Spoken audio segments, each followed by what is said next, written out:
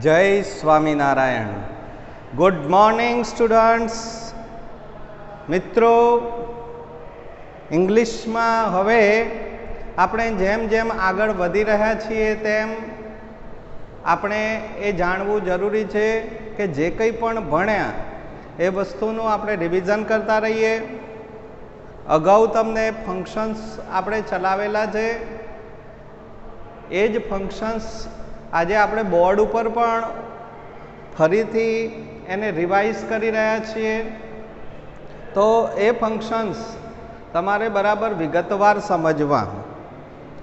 ધોરણ 10 અને ધોરણ 12માં 9 તેમજ 12 માર્ક્સના ફંક્શન્સ પૂછાય છે. એટલે ફંક્શન્સ એ આપણા માટે ખૂબ જ જરૂરી છે. તો ફંક્શન્સને આપણે વિગતવાર સમજવાનો પ્રયત્ન કરીએ. તો મિત્રો, ફંક્શન્સ શું છે? તો વાક્યની અંદર જે ભાવાર્થ બતાવવામાં આવેલો છે એ ભાવાર્થ શું બતાવે છે, એનો ભાવ કયો પ્રગટ થયો છે, એ વસ્તુ એમાંથી આપણે જજ કરવાની હોય છે, એમાંથી આપણે શોધી કાઢવાની હોય છે ને એને આધારે નક્કી કરવાનું છે કે આ વાક્યમાં આ ફંક્શન્સ રહેલું છે અથવા તો આ વાક્યનું જે નિર્માણ થયું છે એ કયા ફંક્શન્સ માટે તૈયાર થયું છે એ તમારે યાદ રાખવાનું છે. તો આપણે 9મા લેવલથી લઈએ છીએ. તો 9મામાં આપણે પહેલું જ જે ફંક્શન્સ છે એ છે મિત્રો ડિસ્ક્રાઇબિંગ એબિલિટી. તમારે શબ્દો ઉપર ખાસ જવાનું છે. પહેલાં તો ફંક્શન્સનો મતલબ શું થાય એ આપણને ખ્યાલ હોવો જોઈએ. તો એબિલિટીનો મતલબ મિત્રો થાય છે ક્ષમતા. હવે આપણામાં કાર્ય કરવાની કેટલી ક્ષમતા રહેલી છે અથવા તો મારામાં કામ કરવાની કેટલી શક્તિ રહેલી છે. તો એ ક્ષમતા અને શક્તિ એવું બતાવવા માટે ઇંગ્લિશની અંદર આપણે કયા શબ્દોનો ઉપયોગ કરીએ છીએ એના આધારે તમારે નક્કી કરવાનું કે આમાં એબિલિટી ફંક્શન્સ છે. તો અહીંયા મેં તમને ક્લુ વર્ડ્સ તરીકે આપણે લખીને આપેલું છે કે ભાઈ કેન, મુખ્ય શબ્દ છે કેન. આ કેન શબ્દ એવું બતાવે છે કે શકવું, એટલે કે હું આ કામ કરવા માટે સક્ષમ છું. તો એના દ્વારા ક્ષમતા બતાવવામાં આવે છે. હવે કેન ન મૂકવું હોય તો એના ઓપ્શનમાં શું છે? તો is, am, are plus able to. Is able to, am able to કે આર એબલ ટુ, આ પણ કેનનો જ ભાવાર્થ સૂચવે છે. Can is equal to is able to, are able to કે એમ એબલ ટુ. તો હું એમ કહી શકું કે આઈ કેન રન ફાસ્ટ, તો I am able to run fast, able to run fast એવું હું કહી શકું. તો બંને વાક્યોનો મતલબ સેમ થાય છે.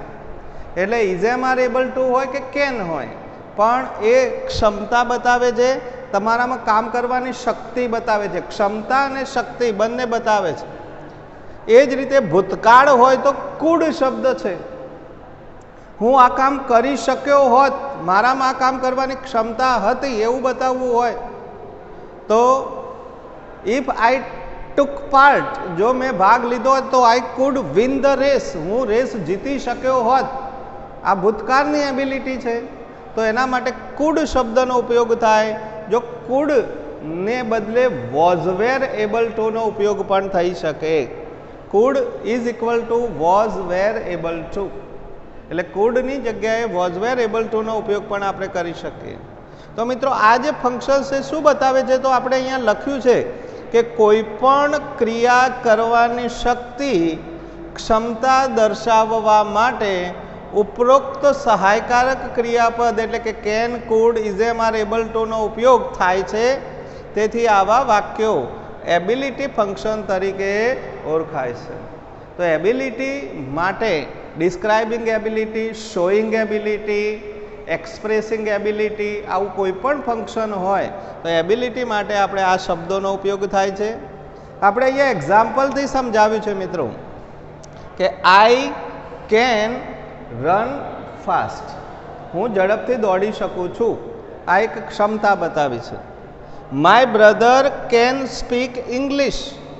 મારો ભાઈ અંગ્રેજી બોલી શકે છે. એનો મતલબ થયો કે મારા ભાઈમાં અંગ્રેજી બોલવાની એબિલિટી છે, ક્ષમતા છે. તો my brother is able to speak English. આ વાક્યને આપણે ઇઝ એમ આર એબલ ટુથી પણ આપ્યું છે, એટલે તમને સમજી શકાય કે કેનનો ઉપયોગ થઈ શકે ને ઇઝ એબલ ટુનો ઉપયોગ પણ થઈ શકે. ટુ પછી ક્રિયાપદનું મૂળ રૂપ જ હોય એટલે ઇન્ફિનિટિવ બની જાય છે, એટલે એ પણ વાક્ય રચનાની દ્રષ્ટિએ કંઈ ખોટું પડવાનું નથી. અહીંયા કુડનો ઉપયોગ બતાવે છે. She could walk speedily in the past. તે ભૂતકાળમાં ઝડપથી ચાલી શકતી હતી. તો એ જ વાક્યને આપણે આ રીતે પણ લીધું. She was able to walk speedily in the past. તો વોઝ એબલ ટુ લઈ અને આપણે કુડનો ઉપયોગ પણ બતાવ્યો. કુડના બદલે વોઝ એબલ ટુનો ઉપયોગ થઈ શકે. તો મિત્રો આવા પ્રકારના વાક્યો તમને એબિલિટી ફંક્શન બતાવે છે. શબ્દ ખાસ યાદ રાખજો. Describing ability, showing ability, expressing ability, કોઈ પણ એબિલિટી ફંક્શન્સ હોય એટલે આપણે કેન કુડને ખાસ મહત્વ આપીશું મિત્રો. એ પછી બીજું ફંક્શન્સ અહીંયા બતાવવામાં આવ્યું છે. એક્સપ્રેસિંગ નેસેસિટી ઓર કમ્પલ્ઝન. અહીંયા બે શબ્દો ઉપર ખાસ ધ્યાન રાખવાનું છે. નેસેસિટી, NECESSITY, નેસેસિટી એટલે જરૂરી, જરૂરિયાત. અને કમ્પલ્ઝન એટલે ફરજિયાત. COMPLUSION, કમ્પલ્ઝન એટલે ફરજિયાત. ફરજિયાત અને જરૂરી વસ્તુ હોય એવી ક્રિયાઓ હોય કે જે ફરજિયાત કરવી પડે ત્યારે આપણે આ ફંક્શન્સનો ઉપયોગ કરીએ છીએ. એક્સપ્રેસિંગ નેસેસિટી, શોઈંગ નેસેસિટી કે ડિસ્ક્રાઇબિંગ નેસેસિટી હોય તો આપણે આ શબ્દોનો ઉપયોગ કરશું. એના માટે ક્લુ વર્ડ્સ તરીકે મસ્ટ શબ્દનો ઉપયોગ થાય છે મિત્રો. મસ્ટ. મસ્ટ આપણને ઇંગ્લિશમાં ખબર છે કે મસ્ટ એ ફરજિયાતપણું સૂચવે છે. તમારે ફરજિયાત ક્રિયા જ્યારે કરવાની થાય ત્યારે મસ્ટનો ઉપયોગ આપણે કરીએ છીએ. એ સિવાય હેવ ટુ, હેઝ ટુ અને હેડ ટુ શબ્દો પણ આપ્યા છે. હવે ખાસ સમજો મિત્રો કે હેવ ટુ, હેઝ ટુ અને હેડ ટુ. હેવ હેઝ વસ્તુ જુદી છે અને હેવ ટુ, હેઝ ટુ અને હેડ ટુ શબ્દ જુદા છે. આ પણ એક સહાયકારક ક્રિયાપદો જ છે. પણ હેવ ટુ, હેઝ ટુ અને હેડ ટુ એ ફરજિયાત ક્રિયા કરવા માટે દર્શાવવામાં આવે છે. મસ્ટથી પણ ફરજિયાત ક્રિયા દર્શાવે છે. તો હેવ ટુ, હેઝ ટુ, હેડ ટુમાં અને મસ્ટમાં શું ડિફરન્સ છે? તો જ્યારે મિત્રો કોઈ પરિસ્થિતિ નિર્માણ થાય અથવા તો કોઈ સમય એવો આવે કે એ સમયને કારણે, એ પરિસ્થિતિને કારણે, એ ઘટનાને કારણે થઈને તમારે ફરજિયાત ક્રિયા કરવી પડે, ઈચ્છાએ યા અનિચ્છાએ. આપણી ઈચ્છા હોય કે ન હોય પણ એ ફરજિયાત ક્રિયા કરવી પડે ત્યારે હેવ ટુ, હેઝ ટુ અને હેડ ટુનો ઉપયોગ થાય છે. આપણે એક્ઝામ્પલ દ્વારા આપણને આ સમજાવવાનો પ્રયત્ન કર્યો છે. તો મસ્ટ તો ખરો જ. We must follow the traffic rules. મારે ટ્રાફિકના નિયમોનું પાલન કરવું જ જોઈએ. આ ફરજિયાત ક્રિયા છે. We must not break the traffic rule. આપણે ટ્રાફિકના નિયમોનું ઉલ્લંઘન ન જ કરવું જોઈએ. મસ્ટ શબ્દથી બતાવવામાં આવે છે. તો મસ્ટ શબ્દ જે છે એ જરૂરી વસ્તુઓ બતાવે છે. Have to, has to, had to એ પરિસ્થિતિને અનુસંધાને ક્રિયાઓ કરવા માટે ફરજ પાડે છે. તો અહીંયા આપણે પહેલું એક્ઝામ્પલ આપ્યું છે. We must follow the traffic rules. આપણે ટ્રાફિકના નિયમોનું પાલન કરવું જ જોઈએ, ફરજિયાત. અને ન કરો તો પનિશમેન્ટ થાય એના માટે. એના કરતાં એ ફરજિયાત ક્રિયા છે. કેટલાકમાં તમારે બધા પ્રશ્નોના સવાલના જવાબ લખવાના હોય તો પેપરમાં પણ આવી સૂચના આવી શકે કે you must attempt all the questions. તમારે બધા જ ક્વેશ્ચન્સ એટેમ્પ્ટ કરવા જ પડશે એવી સૂચના મસ્ટ દ્વારા આપી શકે, એટલે ફરજિયાત. એના માટે બીજા એક્ઝામ્પલ આપે, we must not play with fire. આપણે આગ સાથે રમત ન જ કરવી જોઈએ. આગ જલાતી है. તો આગ, પાણી, એની સાથે આપણે કોઈ દિવસ મજાક ન કરવી જોઈએ, રમત ન કરવી જોઈએ, કારણ કે એ આપણને બહુ મોટું જીવનું પણ નુકસાન કરી શકે. તો we must not play with fire. આપણે આગ સાથે રમત ન જ કરવી જોઈએ, પણ ફરજિયાત વસ્તુ બતાવી છે. પછી અહીંયા હેવ ટુ હેઝ ટુ ના ઉપયોગ પણ બતાવે છે. જો કે આઈ એમ સિક, હું બીમાર છું, આ એક પરિસ્થિતિ થઈ, બીમારી હોવી. આપણને કઈ હોસ્પિટલ જવાના અભરખા ન હોય, હોસ્પિટલ જવાનો આનંદ ન હોય, પણ અહીંયા જો પરિસ્થિતિ નિર્માણ થઈ કે આઈ એમ સિક, હું બીમાર છું, so I have to go to hospital, માટે હોસ્પિટલ જવું જ પડશે. આ ફરજિયાત ક્રિયા કરવી પડી. તો એ આપણે હોસ્પિટલ માટે પણ હેવ ટુ હેઝ ટુ નો ઉપયોગ કર્યો. હી મિસ્ડ ધ ટ્રેન, જો પરિસ્થિતિ કઈ નિર્માણ થઈ, તે ટ્રેન ચૂકી ગયો. સો હી હેડ ટુ ગો બાય બસ, માટે એને બસ દ્વારા જવું પડ્યું. આ ભૂતકાળ છે એટલે had to. He had to go, to શબ્દ રહી ગયો છે આપણે. He had to go by bus. He had to go by bus.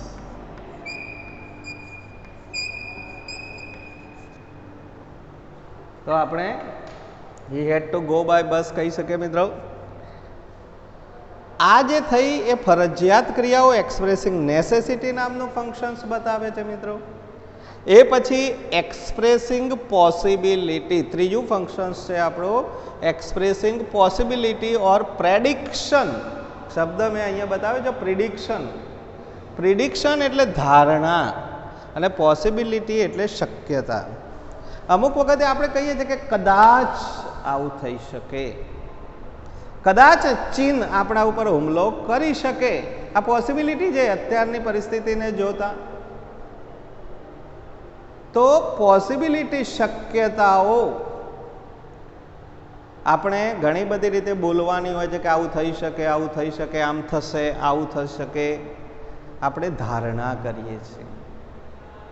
Prediction આપણે એને કહી શકીએ, પ્રિડિક્શન અથવા તો પોસિબિલિટી એ શબ્દનો આપણે ઉપયોગ કરીએ છીએ. ગેસ કરવું, ગેસ, ધારણા કરવું. તો એના માટે કયા શબ્દોનો ઉપયોગ છે? તો મે શબ્દનો ઉપયોગ ખાસ થાય છે. મેનું ભૂતકાળ છે માઇટ, અને ખાસ કરીને પરહેપ્સ શબ્દનો ઉપયોગ પણ એમાં જોવા મળે છે. મે શબ્દ ખાસ મેં બે વસ્તુ માટે વપરાય છે. મેં પરવાનગી માટે પણ વપરાય છે, પરમિશન માટે પણ, અને મેં શક્યતા પણ બતાવે છે, પોસિબિલિટી પણ બતાવે છે. એટલે મેં જ્યાં ઉપયોગ થયો હોય ત્યાં તમારે ખાસ વિચાર કરવાનો છે કે અહીંયા પરમિશન છે કે પોસિબિલિટી બતાવી છે. વાક્યનો મિનિંગ સમજ્યા વગર ફંક્શન્સ નહીં લખી શકાય મિત્રો. એટલે વાક્યોનું પોતાની ભાષામાં મિનિંગ સમજતા ખાસ શીખજો. કહેવાનો સીધો મતલબ છે અનુવાદ. માતૃભાષામાં એ વાક્યનો મિનિંગ ખબર પડવી જોઈએ, તો જ સાચું ફંક્શન્સ ઘણી બધી વખતે ખબર પડશે. અમુક ફંક્શનોમાં તમને ક્લુ આપવામાં આવે છે, પણ આ મેં શબ્દ જે હવે મેં બે ફંક્શન બતાવે, પરમિશન પણ બતાવે. મે આઈ કમ ઇન સર, તમે કહેતા અંદર આવો છો, પરમિશન માટે છે એ શબ્દ. અને બીજું આપણે ધારણા માટે પણ મેનો ઉપયોગ કરીએ છીએ આપણે. તો એના માટે કેટલાક શબ્દો અહીંયા એક્ઝામ્પલથી આપણે સમજાવ્યું છે કે અમુક ક્રિયા કે ઘટના થઈ શકે અથવા થશે કે બનશે એવું દર્શાવવા માટે આ ફંક્શનનો આપણે ઉપયોગ થાય છે. તો આપણે જોઈએ મિત્રો કે અહીંયા તમને ફંક્શન્સનો એક્ઝામ્પલ આપ્યું છે. આ એક્ઝામ્પલ ખાસ પૂછાતું એક્ઝામ્પલ છે. There are clouds in the sky. આકાશમાં વાદળો છે. તો શું શક્યતા કહેવાય? So it may rain tonight. Possibility એ છે કે કદાચ આજે રાત્રે વરસાદ આવી શકે, વરસાદ ન પણ આવે પણ આકાશમાં વાદળો છે એટલે એ સિચ્યુએશન એ બતાવે છે કે કદાચ વરસાદ આવી શકે, એ પોસિબિલિટી છે.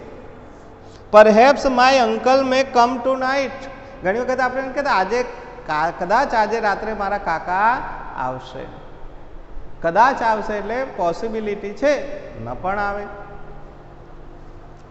India might win the match if they try, જો તે લોકોએ પ્રયત્ન કર્યો હોત તો ભારત મેચ જીતી શક્યું હોત, પોસિબિલિટી હતી, ભૂતકાળ બતાવ્યો અહીંયા. માઇટ વિન, જીતી શક્યું હોત, ઇફ દે ટ્રાય, એમને પ્રયત્ન કર્યો હોત તો. There is smoke so there must be fire. હવે આપણે મસ્ટથી ફરજિયાતપણું જોયું, એટલે મસ્ટ જોઈને ફરજિયાતપણું ન મૂકી શકાય. કેટલીક વાર ચોક્કસ ધારણા માટે પણ મસ્ટનો ઉપયોગ થાય. ચોક્કસ ધારણા કે ભાઈ દરવાજા ઉપર તારું છે, એનો મતલબ છે કે એ લોકો બહાર ગયા હશે, એ ધારણા છે. There must be there is smoke, ત્યાં ધુમાડો છે, એનો મતલબ એ ચોક્કસ ધારણા શું કરી શકાય, ત્યાં ધુમાડો છે, એનો ચોક્કસ ધારણા શું શકાય, સો ધેર મસ્ટ બી ફાયર, ત્યાં આગ હોવી જ જોઈએ. આ ચોક્કસ ધારણા છે, એમને એમ ધુમાડો નીકળે જ નહીં, એટલે ધુમાડો છે એનો મતલબ ત્યાં આગ હોવી જ જોઈએ, એ ચોક્કસ ધારણા મસ્ટ દ્વારા પણ આપણે બતાવી શકીએ છીએ. મિત્રો, તો આપણે ખાસ ધ્યાન રાખવાનું છે આવા વાક્યોમાં કે વાક્ય શું કહેવા માગે છે. આમ તો જનરલી મસ્ટ હોય એટલે ફરજિયાત ક્રિયા જ બતાવવામાં આવે છે, પણ કેટલીક જગ્યાએ આવા પણ મિનિંગ એના નીકળતા હોય છે, તો આપણે ખાસ ધ્યાન રાખવું. હવે આ વિડીયોનું એક છેલ્લું ફંક્શન છે ડિસ્ક્રાઇબિંગ પાસ્ટ ઇવેન્ટ. હવે ડિસ્ક્રાઇબિંગ પાસ્ટ ઇવેન્ટ એટલે શું, તો ભૂતકાળમાં બનેલી ઘટના, ભૂતકાળની કોઈ પણ ઘટના ભૂતકાળમાં બતાવવામાં આવે એટલે એને પાસ્ટ ઇવેન્ટ કહેવાય. પાસ્ટ ઇવેન્ટ એટલે ભૂતકાળની કોઈ પણ ઘટના. તો આપણે જાણી શકીએ કે ભાઈ આ ડિસ્ક્રાઇબિંગ પાસ્ટ ઇવેન્ટ નામનું ફંક્શન છે. તો આવું પણ પૂછાતું હોય છે. તો આ પ્રકારના વાક્યોમાં ભૂતકાળની ઘટનાઓ જ દર્શાવાય છે. ભૂતકાળ ફંક્શનનું નામ જ પાસ્ટ ઇવેન્ટ છે એટલે ભૂતકાળની જ ઘટનાઓ બતાવવી પડે. એમાં જુઓ ને, વોઝ વેર છે, ક્રિયાપદના ભૂતકાળના રૂપથી પણ ભૂતકાળ બતાવાય છે. કુડથી બતાવી શકાય, માઇટથી બતાવી શકાય, હેડથી બતાવી શકાય. તો આ બધા ભૂતકાળ બતાવવા માટેની ક્લુઓ છે. આપણે જાણીએ છીએ કે ભૂતકાળ બતાવવો હોય તો કરતા વત્તા ક્રિયાપદનું ભૂતકાળનું રૂપ ભૂતકાળ બતાવે છે. તો એ વાક્ય રચનાઓ ભૂતકાળની આપણે મગજમાં રાખવી જોઈએ. મિત્રો, અહીંયા એક્ઝામ્પલ્સ આપ્યા છે તમને કે દિશા વોઝ રીડિંગ એ બુક, દિશા ચોપડી વાંચી રહી હતી. તો એ ચોપડી વાંચવાની ઘટના ભૂતકાળની છે એટલે એને પાસ્ટ ઇવેન્ટ કહી શકાય. My father went to Rajasthan yesterday, મારા પપ્પા ગઈકાલે રાજસ્થાન ગયા. The patient had died before the doctor came, doctor આવ્યા તે પહેલાં પેશન્ટ મૃત્યુ પામ્યો હતો, ભૂતકાળની ઘટના છે એટલે એને પણ આપણે પાસ્ટ ઇવેન્ટમાં લઈ શકીએ. She could win the race if she run fast, if she ran fast, જો તે ઝડપથી દોડી હોત તો તે મેચ રેસ એટલે કે દોડમાં જીતી શકી હોત. તો એ પણ ભૂતકાળની ઘટના છે. તો આવી ભૂતકાળની ઘટનાઓ બતાવવા માટે આપણે ડિસ્ક્રાઇબિંગ પાસ્ટ ઇવેન્ટનો ઉપયોગ કરીએ છીએ. તો મિત્રો, ખાસ ધ્યાન રાખો કે આજે આપણે કેટલા ફંક્શન્સ જોયા? 4. એબિલિટી, નેસેસિટી ઓર કમ્પલ્ઝન, પોસિબિલિટી ઓર પ્રેડિક્શન અને ડિસ્ક્રાઇબિંગ પાસ્ટ ઇવેન્ટ. હવેના વિડીયોમાં બીજા ફંક્શનો જોઈશું. ત્યાં સુધી તમારે આ ફંક્શન્સના એક્ઝામ્પલો કલેક્ટ કરવાના અને દરેક એક્ઝામ્પલના બને એટલા 5, 5, 10, 10 ઓછામાં ઓછા એક્ઝામ્પલ્સ તમારે તમારી પાસે રાખવાના. આપણે અહીંયા 5, 5 એક્ઝામ્પલ તો આપ્યા જ છે દરેકના, બીજા 5 તમારે કલેક્ટ કરી અને એક ફંક્શનના 10, 10 એક્ઝામ્પલ એક બાજુએ આપણે ચોપડામાં લખવાના.